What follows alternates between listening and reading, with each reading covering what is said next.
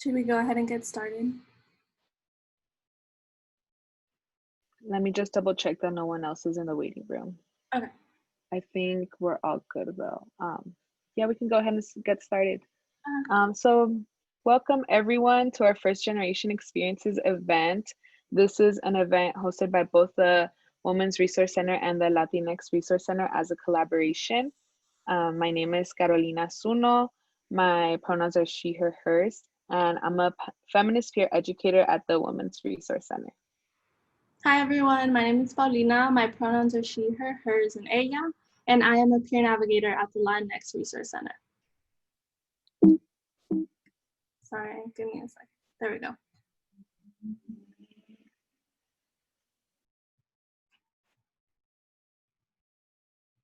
Sorry, there was a few people in the waiting room. So if you're just coming in, just as a disclaimer, this is being recorded to be accessible to those who want to refer back to it and for closed captioning purposes. But welcome in. And just as a brief introduction to introduce both of our centers, the Women's Resource Center serves women and all people who face gender-based oppression. And through a intersectional feminist lens, the WRC offers leadership opportunities, the BRAVE Project, which is a training on sexual violence, educational and healing events that address gender justice, and the Women and Gender Equity or WAGE program, which serves incoming first-year students interested in feminism. This fall, the WRC is also rolling out 2 initiatives to increase support for women in STEM and support for parent students. So the Latinx Resource Center at SDSU supports Latinx students throughout their journey at SDSU to thrive academically, socially, and mentally, with a commitment to intersectionality, inclusivity, equity, and social and racial justice.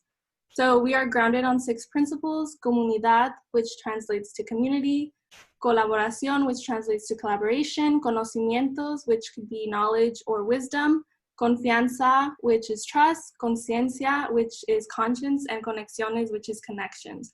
And we do have a weekly support group hosted by 2 different graduate students. So on Thursdays, we have Joteria Sin Fronteras from 7 p.m. to 8 p.m. and that's hosted by Sed Flores, our graduate assistant. And on Thursdays as well, from 3 to 4:15, we have En Confianza, and that is a mental health weekly support group. And the Joteria Sin Fronteras is a support group for LGBTQ Latinx students. So we want to just show the SDSU land acknowledgement.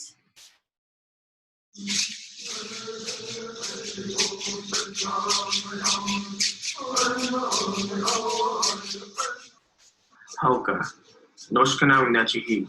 I'm the tribal liaison of San Diego State University, and I'm now going to read the Kumeyaay land acknowledgement. We stand upon a land that carries the footsteps of millennia of Kumeyaay people. We are a people whose traditional lifeways intertwine with a worldview of earth and sky. In a community of living beings, this land is part of a relationship that has nourished, healed, protected, and embraced the Kumeyaay people to the present day. It is part of a worldview founded in the harmony of the cycles of the sky and the balance in the forces of life. For the Kumeyaay, red and black, represent the balance of those forces that provide for harmony within our bodies, as well as the world around us. As students, faculty, staff, and alumni of San Diego State University, we acknowledge this legacy from the Kumeyaay.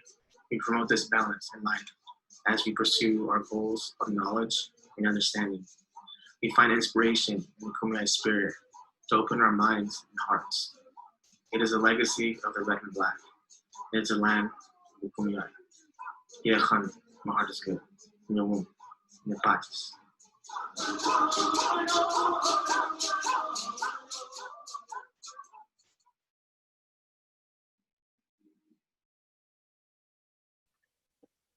And to start off with our programming, would also like to first say some statistics or facts when researching about first generation students. So as of the academic year of 2015 to 2016, 56% of undergraduates nationally were first generation college students, which was defined as having neither parent have a bachelor's degree. And 59% of these students were also the first sibling in their family to go to college. I think when I read this was like, wow, that's a very big chunk of undergraduates. And I'm part of them. So that was really cool. First generation students were more committed to their education than continuing generation college students, as found by Inside Higher Ed. And first generation students make up a third of all college students, but only 27% of those will be able to attain their degrees within 4 years. And lastly, almost 2/3 or 61% of first gen students say they like to give back to their communities after they graduate, compared with just 43% of their non-first generation peers, according to a study from the American Psychological Association, or APA.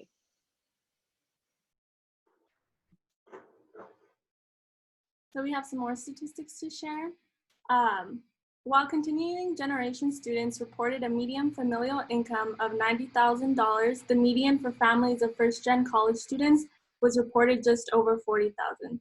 So basically what this statistic is saying is that students who aren't first-gen come from a higher income family, and students who come from first-gen families reported a median of $40,000, and for the most part, it tends to be lower than that too. According to the CSU handbook, nearly 3/4 of CSU students are students of color, and 1/3 of undergrads are the first in their family to attend college. So it's a pretty big number that we have going on.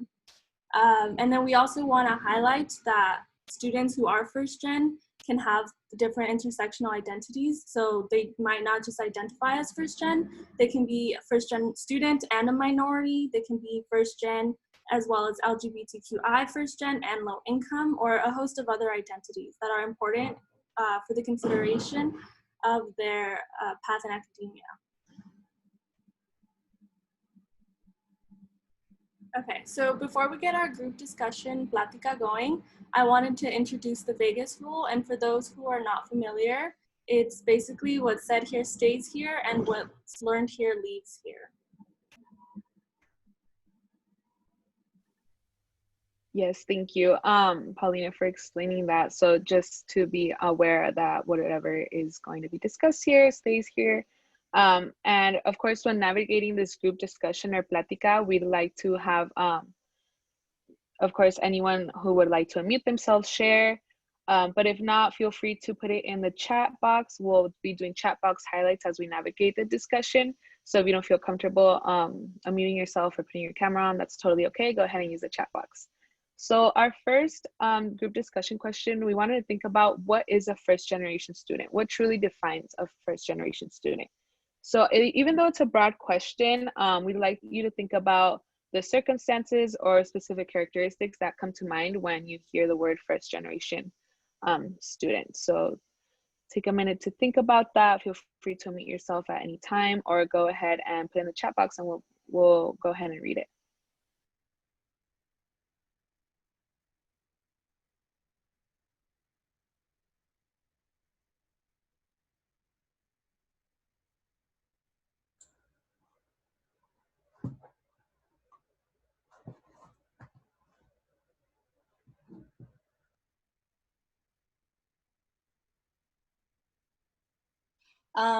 I think the first thing that I think about when I think about first generation student, I think about a lot of us who have immigrant parents, and like they kind of come here and they think like we're supposed to do better, so we're all sent to college. And like I think like that's a key characteristic for me when I think about first generation. I know it's not the case for everyone, but I think a lot of me and my friends, a lot of us come from immigrant families. Yes, thank you for sharing. Yeah, I totally relate with that. I think first generation, I think my own experience, and I think parents who don't really know how to navigate this kind of course that I'm taking on in higher academia. And someone said in the chat box, a first generation student is a student whose parents didn't attend college, university. Yes, that could be a great definition. Sometimes some people will also say that parents did not finish a bachelor's degree or any kind of degree. So it's kind of like difficult to think about sometimes about different circumstances with parents navigating higher academia as well.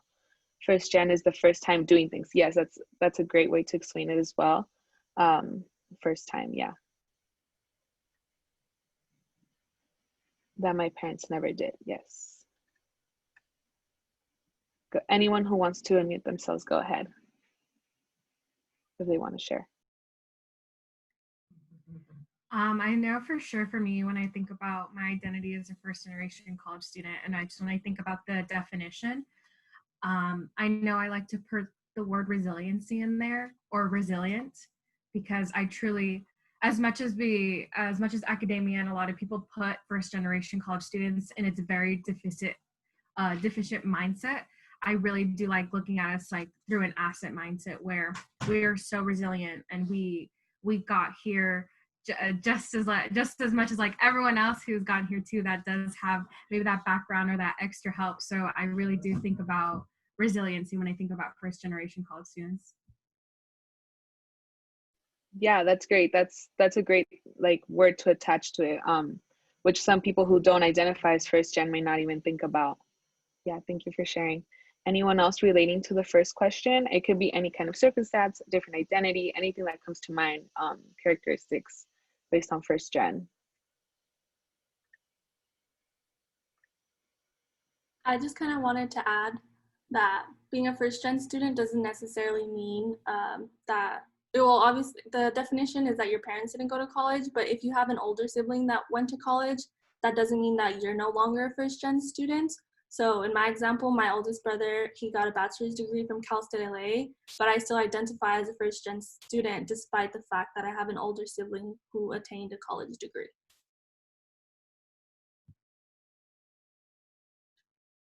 So any last minute thoughts on the first question?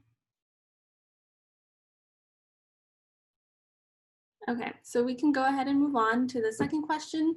So what is privilege? This can be what is privilege to you? What kind of privileges do you have as a first gen student, or what kind of privileges don't you have as a first gen student?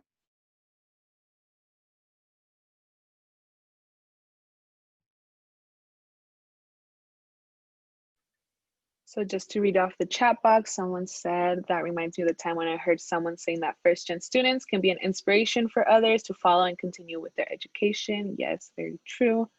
First generation students graduating high school, college, grad school, and standing on the shoulders of those that came before us and the sacrifices that they made to ensure that we could continue breaking barriers and obtaining education. That's a very great explanation. Yes, thank you. Anyone else, please feel free to mute yourselves or keep sharing in the chat box.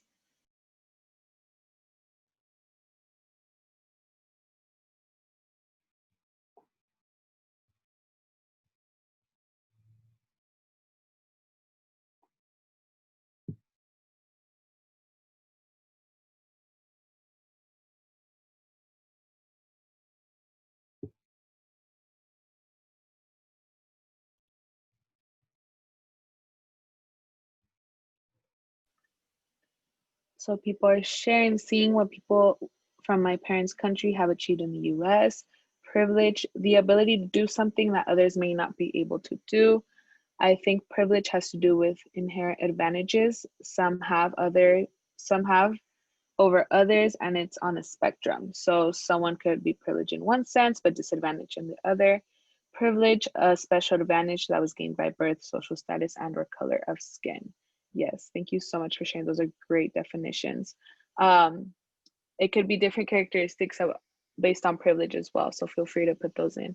But one thing to think about that I think about as privilege as a first gen student myself is something that I myself didn't have. So I think about it and I'm thinking, what are those advantages that I didn't have? Someone else had them, and that's their own privilege. Privilege, having more accessibility to resources than other people may not have. Yes.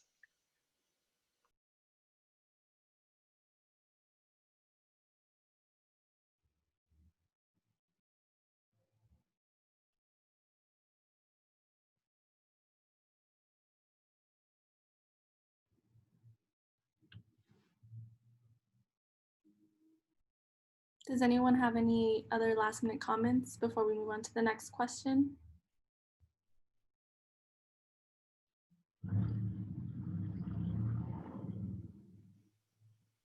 Okay, we're gonna move on to the next question. What is imposter syndrome? Or can you think of any examples of what someone may feel due to imposter syndrome? Feel free to think about also characteristics too. It doesn't have to be an exact definition. Just think about it, what may someone feel, what it may look like, and this can be relating to in an academic setting or not.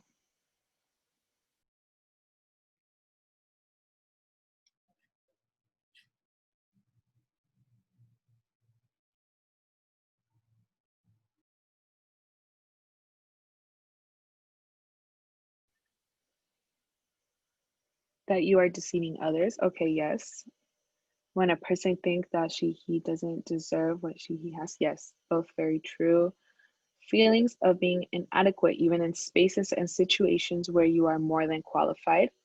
You feel like you don't belong.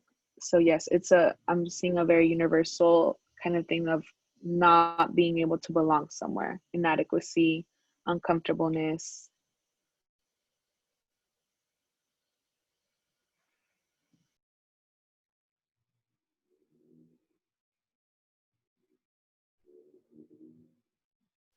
Personally, whenever I hear like imposter, so attached to imposter syndrome, I always think cheating. Like you cheated your way to get here. Cheating to get somewhere where you are right now. Feel free to unmute yourselves if you want to share as well.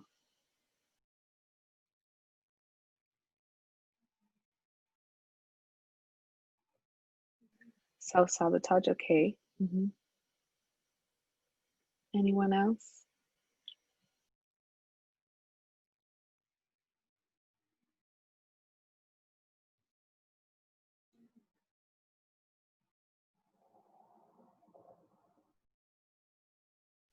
Okay, I think we can move on to the next group discussion. So the next And just, go go ahead. You can go.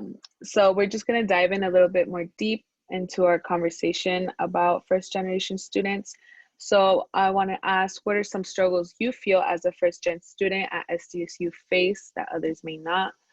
This doesn't have to be specific to SDSU, but some of the struggles areas that I want to include are financial, professional, psychological, and or academic. So you can of course go out of these 4 kind of categories, but these were some that were immediately thought of in my head that that popped up in my head when thinking about the struggles that I've gone through as a first gen student. And feel free to unmute yourselves or go ahead and put in the chat. It can be relating to anything with struggles. First one I see is financial. So like struggling with money relating to other people. Yes, I totally feel that as a first generation student, especially with financial resources, it can be hard to relate to others that aren't a first generation student. And as we saw in the previous statistic, could be a very big difference in incomes. Not sure where to go or what is best to do in any area. Yes, everything is new. First generation students are new to navigating academia, and it can be hard to find resources that are adequate for you or that you should be having, but don't know exactly where or how to get them. I totally agree.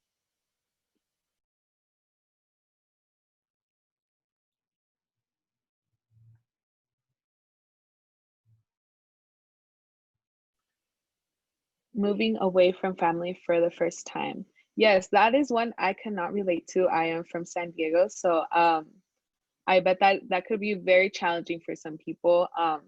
I am not sure how people will navigate that as a first gen. I bet it is another intersecting identity as well. I can add on to that, Gato, before you move on to another comment. But yeah, so I moved to San Diego from LA, which is not far at all. But my freshman year, I did experience a lot of like homesickness, and it was really weird to just be away from home because like you grow up somewhere your whole life and then you just move away from your family and you don't see them every day, so it's really hard. And like being a first gen student, you don't want to, or at least me personally, like I don't want to tell my parents my struggles. Like I want them to know that I'm doing great. So sometimes it's really hard to just like communicate with them, especially when you don't even know like how to explain something that you've experienced in college to them, because they wouldn't know or necessarily understand. And then it's even worse if there's like a language barrier, if you don't know how to like properly communicate or translate. Thank you so much, Pauline. Yeah. Someone said having a broken family with my dad who immigrated from a different country. I never met that side of my family. Yes, I feel that.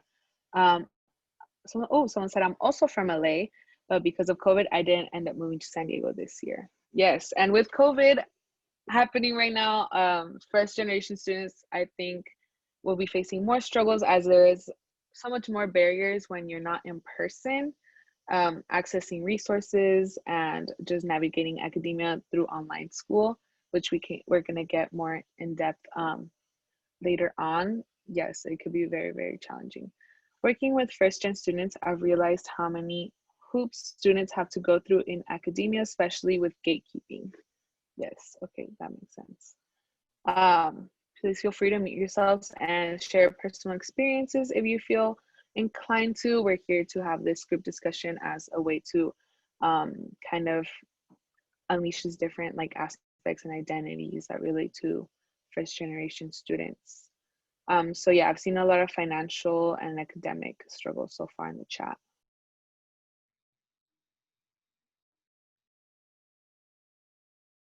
To add on to that, I just wanted to share like one of my experiences.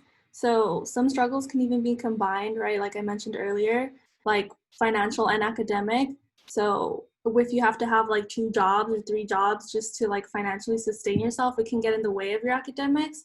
And sometimes you don't really have a choice, right? Because it's like either I continue going to school or I get a full-time job. Like there's really no choosing in between. So it's really difficult sometimes for students when they have to navigate that. And it's even more difficult for students who don't necessarily have the support of their family or their friends, because that can be the situation for a lot of them.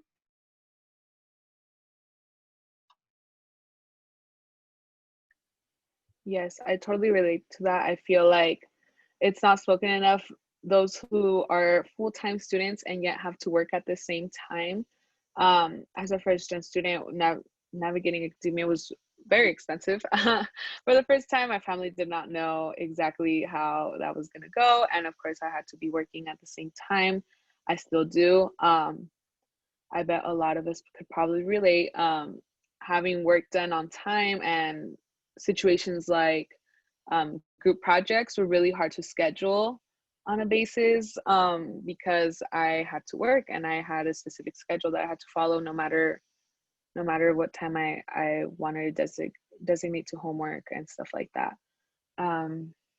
Reading off the chat, language struggle is real. I am not an English native speaker, and being a first transfer student, it is just a lot to go through. Yes, I bet transfer students, that's a whole other identity too that comes with a lot of hoops you have to go around with as well. Yes, I had to struggle finding a new place to live versus going to school. Okay, yeah, that's another one.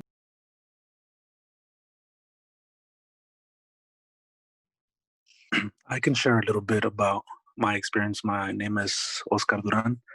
I pronounce he, him, his. I'm actually a graduate student at Cal State Long Beach right now, but I did my undergrad at San Diego State. San Diego State is home to me. I consider it home. It was one of the best experiences I had as a student, as a person, I think overall. I was there for 3 years. I graduated in the spring of 2018 with a bachelor's in social science and a minor in counseling and social change. And prior to that, I had been in Palomar Community College in San Marcos, California, and I transferred to San Diego State. And it took me about 7 years on and off to transfer from community college. So being a first gen, yeah, that whole journey right there was definitely a huge learning experience. I'm also the oldest of 3 brothers, so that's another identity that I had to take on the responsibility. I feel being the oldest, I felt like I needed to be a role model for my brothers and also support my parents. So what I've been realizing now as a graduate student, I'm doing my master's in counseling. I'll be graduating next semester, hopefully, if everything goes well. It's that what we were talking about earlier, the imposter syndrome, it doesn't ever really seem to go away. And it keeps coming back. So a lot of these identities or struggles as first gen students that we face them multiple times, maybe at different sections of our journey as a student. So yeah, even in graduate school, just a few weeks ago, something happened where it really got me thinking. I'm currently working on writing a thesis, and it's the first time that I have to, I guess, quote unquote, produce knowledge. And it really got me thinking, oh, what kind of knowledge do I have to offer? And that's when the imposter syndrome really kicks in, and the self doubts and all of that. But a way that I try to deal with it is definitely going back to my roots, my family, and anybody that may be going through something similar. That seems to be working for me. You know, always grounding myself to why I'm doing this in the first place and why I'm pursuing this education in the first place, and always thinking of giving back to the community, right? So that's a little bit of how I deal with it. If anybody else has any advice, I would love to hear it as well. Thank you. Thank you for sharing. Yes, thank you so much for sharing.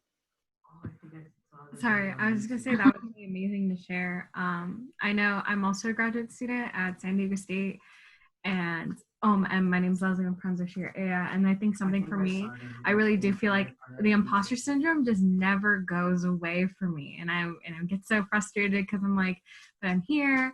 But I think something that was beautiful is I really rely on my support system. And support can come from a number of different ways. I know I find support in my family. I find support in my friends, my cohort mates. And actually something over the weekend was that when imposter syndrome was hitting heavy this past week, my family members, without even knowing it, they sent an old photo that was like 10 years old of all of the little cousins.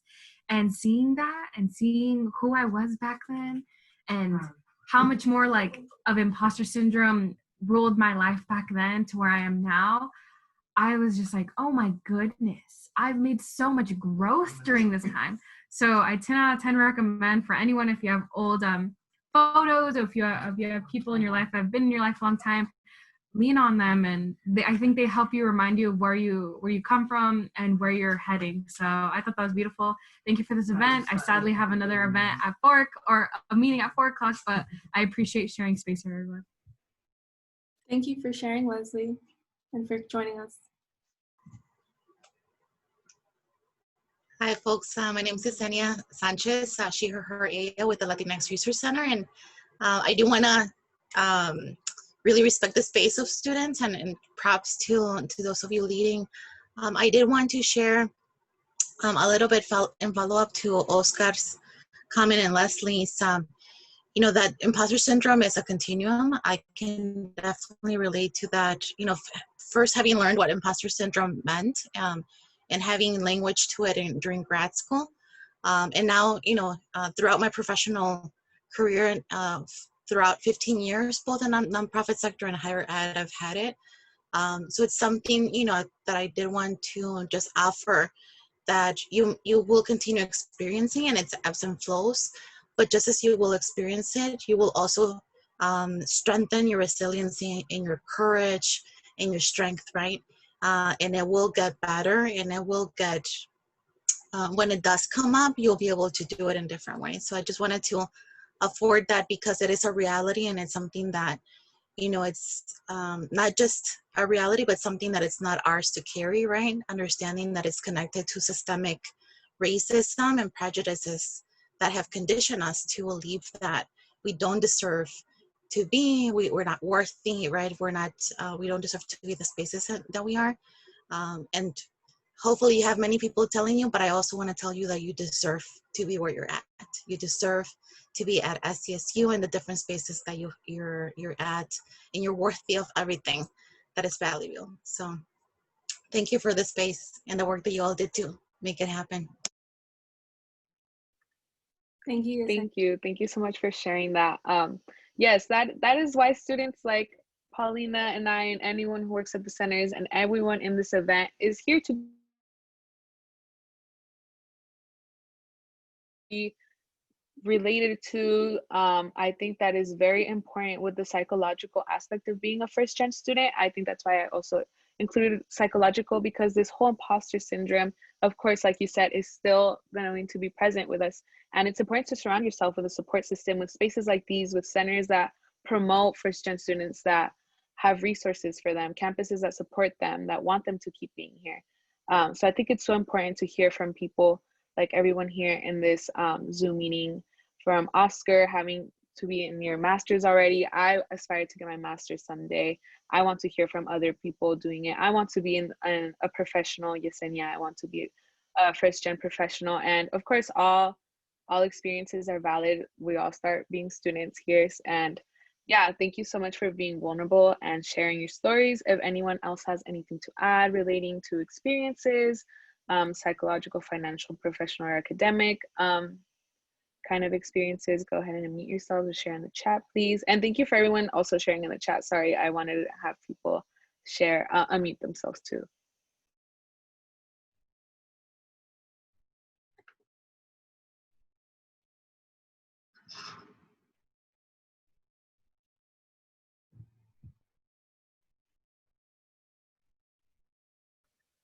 Okay, well, we can move on to the next question. Why did you decide to go to college? I know, a very loaded question, but I like to hear some of these testimonies as first-generation students.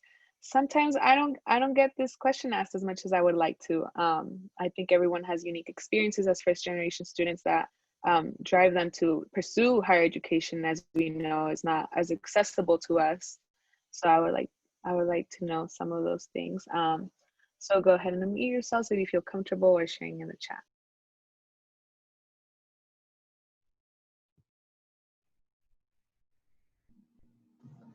I can share something. I honestly didn't think about going to college. I wasn't really thinking about it. And the last year in high school, I didn't really apply to many colleges, with the exception of a community college that was kind of a requirement for the high school to graduate. So that's the only thing. I wasn't really thinking about going. And then with the pressure of my counselors and my family, I ended up going to community college. And I was there not really because I was thinking about going with college, but because I thought, okay, let's just try it out and see where it goes. And at the community college, I kind of tried to find a way to find a career that I really wanted to work on. And those years were just like the first year, technically, I was like moving from one career to another career until I end up in the one that I'm really now. And I don't know, like almost like at the second year, I was realizing the great importance to go into college, and not only because of what I want to become myself, but also because of the things that I want to contribute to my family and my community, and particularly as a Salvadorian, I really want to contribute to that pride to be a Salvadorian with an education. So yeah.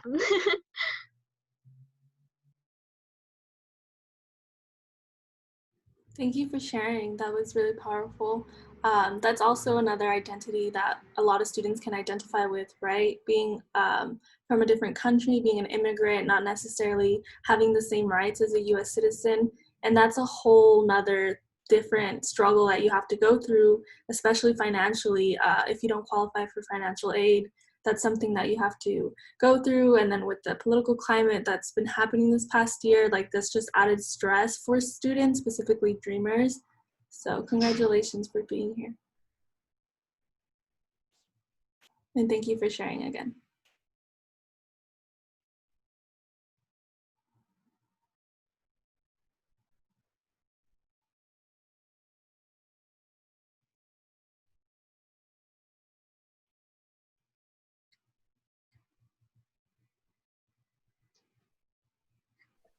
Hello, I'm Elizabeth. Oh, go ahead. Oh, thank you. I just wanted to share that, well, I'm a grad student at San Diego State. I'm currently pursuing a PhD in cell molecular biology.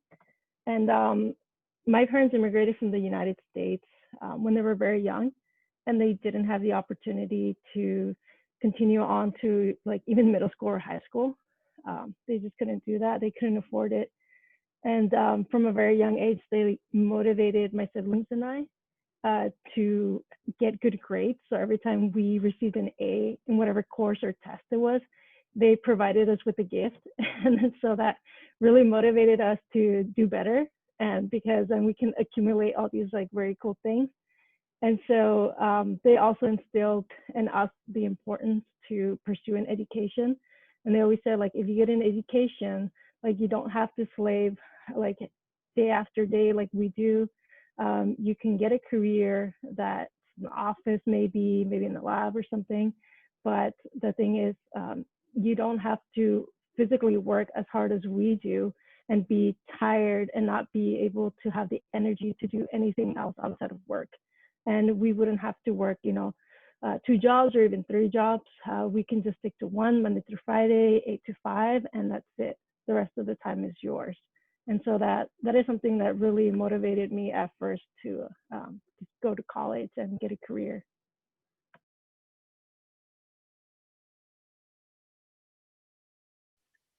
Yeah, thank you for sharing. I can totally relate to that. Yeah, having both parents who had never even navigated high school academia was very inspiring to me. How seeing the different ways that they navigated any kind of system today was very hard, especially in the U.S. as an immigrant. So I can totally relate to that. I think that was one of the main reasons I decided to go to college, because I wanted to break that barrier. I wanted to be that bridge between what my parents have learned and what I want to learn and what I want to become and what they had dreamed of becoming as well. I think it's all very inspiring, and it's definitely one of the main reasons I wanted to go to college as well. So thank you for sharing. Yeah. Anyone else want to unmute themselves, or feel free to use the chat?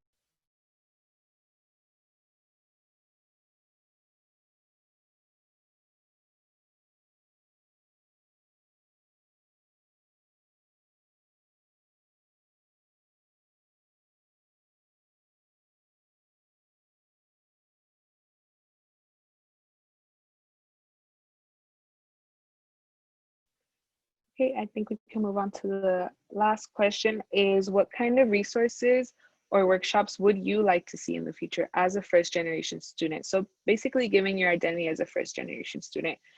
We can sometimes see that universities or higher ed, facilities don't really, cater to first gen students. Sometimes some workshops aren't as relatable, or I would like to see something that actually relates to me.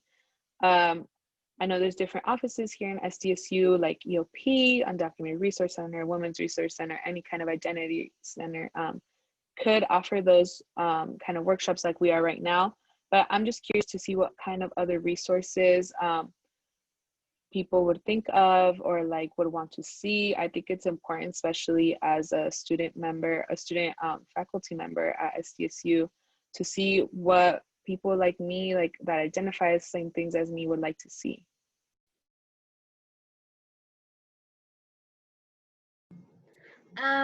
Well, I know there is a guide, I think, for first generation students to read and kind of follow. It kind of helps you. I already read that. But I also think it will be nice, if not helpful, to have, like a mandatory counseling kind of guiding you month by month, because at least for my community college, I used to be in the LA Promise. I'm not sure if there is one in San Diego for San Diego Promise, but there is a LA Promise where I was in, and I kind of had to go every month with my counselor just to check out that I was following, with the requirements and stuff. And that really helped me to, like being in the path, but also kind of have someone to talk with. Because I didn't really have friends there, so I have here. So I think it will be really cool to have something kind of like that for first generation, to have that requirement. So kind of push you to really go and speak with someone and not just being like, oh, maybe I should go, maybe not. But if you have that requirement, then you just are pushed to go and speak up. I don't know. That's what I think. Thank you for sharing. I agree 100%.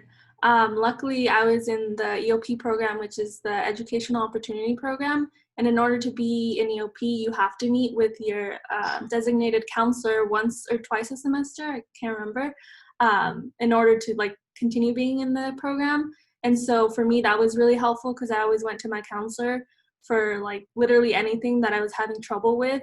And I was able to build a bond with my counselor, and now I feel really comfortable going to him for anything, for any questions. And so he helped me like make my class schedule, which for a lot of first gen students can be a really big struggle if you've never like made a class schedule, because you do it at the orientation, I believe, when you're a freshman.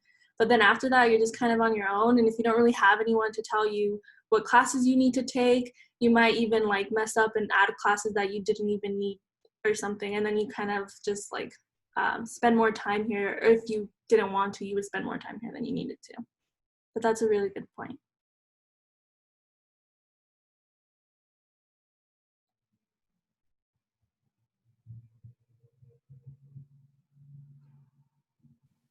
Yeah, like Paulina, I could totally relate. The EOP program has been like my anchor to SDSU. I think they really motivated me to be more involved in not only the academic aspect of SDSU, but as like staff as well, as student staff, as being vice president of my org at times, and so many different things. I think having increased programs like EOP at different universities, and even just like I think a higher, you know, like more having students be more aware that there's programs like EOP, and that just having, I want to see EOP grow even more than it is right now. I think it just really changed my life as a first gen student.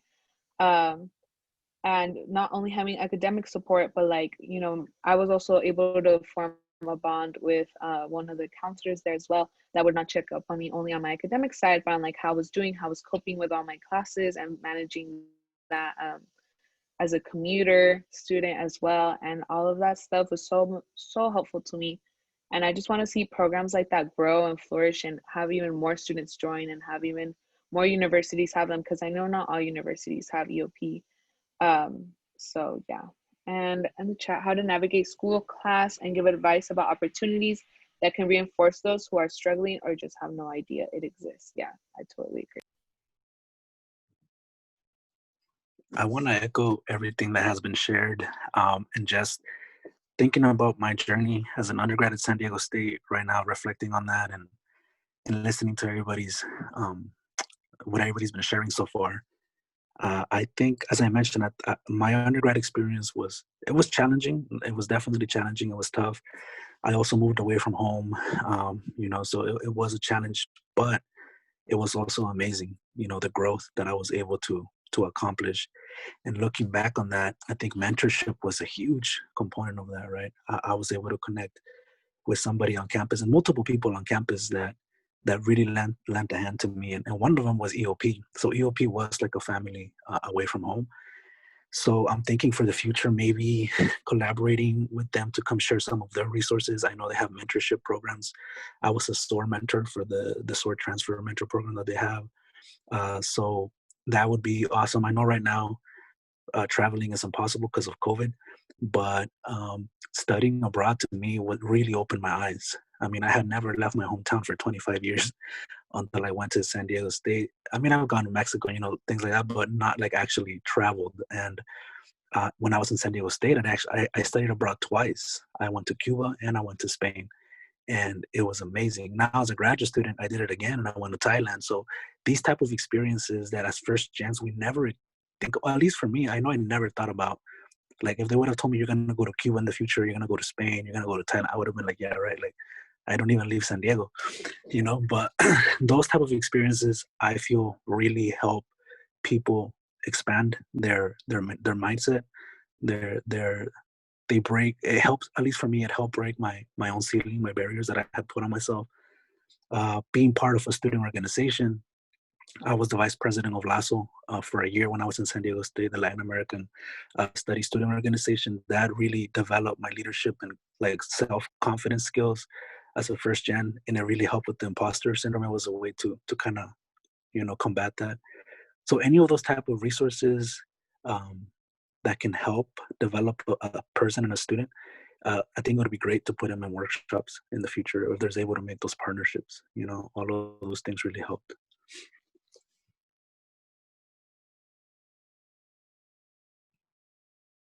I agree, Oscar. Thank you for sharing. I was also a SOAR mentor this past year, and personally, I really love that experience. It was really enriching to be able to help freshmen like navigate their way throughout their first year, because I know that if I would have known about SOAR my freshman year, I would have applied, and I feel like it would have helped me. So it was nice to lend a hand to other students as well.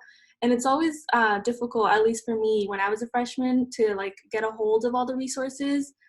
It took me about a year or so to like actually get around and like talk to people and like see what SDSU has to offer, because as a first gen student you don't know about all the resource centers or really about what SDSU has to offer, and you kind of get bombarded with information, and sometimes it's really difficult to like manage it all.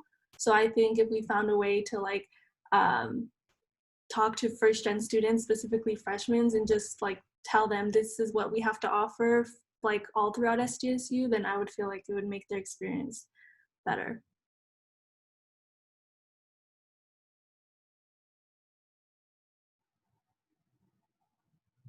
Does anyone else have anything else they want to share or they would like to see in the future from the WRC, the LRC, or SDSU in general?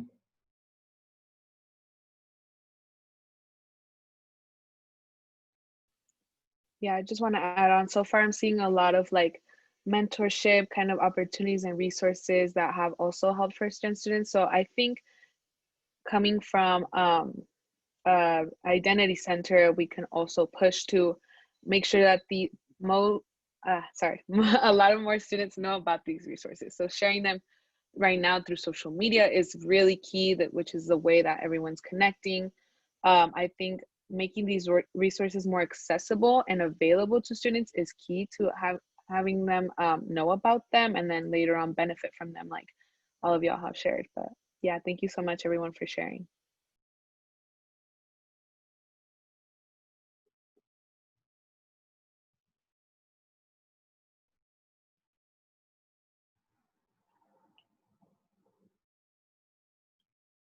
Okay, if no one else has anything, any last minute things they need to add, I'm gonna go ahead and move on. So we did want to include some online learning tips, especially right now because we are in a global pandemic and we're not on campus, so it must be more difficult for everyone to navigate through school. So first off, we have designate a study space, whether that's your desk, if you have one, your living room, your kitchen table, anything that you claim as your own where you can work, and preferably not your bed because that should be a place to sleep and not work. Second, we have perfect your lighting. So personally, I like white light more than I like yellow light. I feel like it makes me more sleepy, but that's just my own personal preference. So you can designate whatever lighting you'd like that helps you concentrate and stay focused. And then we also have eliminate noise if you can. I know sometimes it's really difficult to do so just because of whatever situation that you're in, but try to eliminate noise as much as possible so that you don't get distracted. I also have on here, make a daily or weekly schedule. So personally, I have a planner that I bought from Target. It was like $10 and I write all my homework assignments on there or any meetings that I have to do, basically anything important for that day. And then I check it off once I'm done with it and it feels really rewarding to do so. You can also buy like one of those monthly calendars that you write on. And yeah, we also have take breaks. So we know that Zoom fatigue is real and it's really frustrating and overwhelming sometimes to be on your laptop all day long for like 8 to 10 hours straight. So it's really important to take a break from your screen, and that includes your phone as well. Take a walk outside if you can, or just go outside and take a breath of fresh air, and it'll help tremendously. I also have on here, create an Excel sheet for due dates. So I started this semester, and I don't know why I didn't start this sooner, but it was so helpful to do so. I categorized it by class and then due date and then assignment type, and then I also color coded it. And every time I finish with it, I just strike through it when I'm done, and it helps in keeping me organized, so I know what's coming up and what I have to do. And then I also wanted to include a workshop by EOP. They're hosting Sleep Strategies, the connection of sleeping and learning on December 2nd. I try to find more workshops, but we are coming closer to the end of the semester, so a lot of them have already passed, but we will keep you updated if there are more.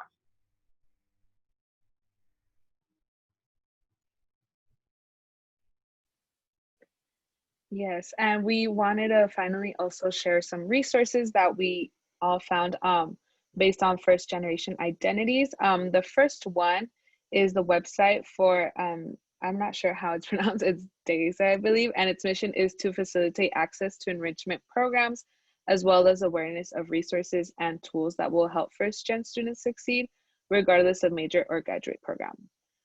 We also have a First Gen Scholars $500 scholarship application that's actually due soon, but we decided to include it.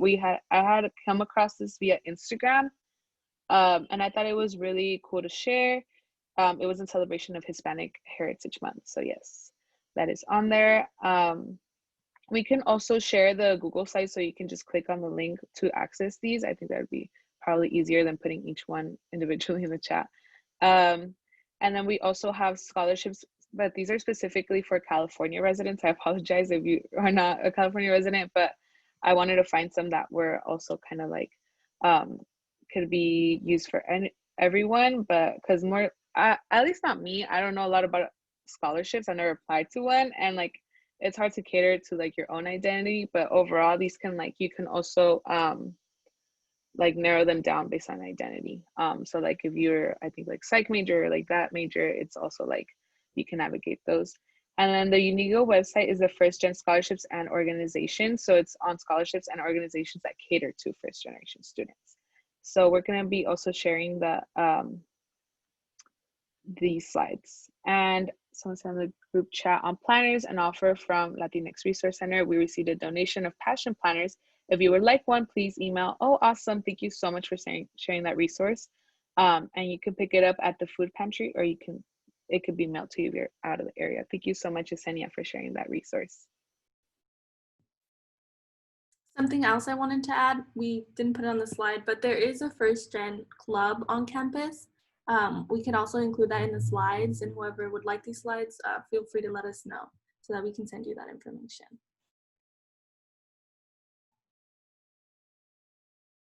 And that concludes the end of our programming. We wanted to thank everyone who was here and thank everyone who shared. Is there any questions or comments, concerns that anyone had?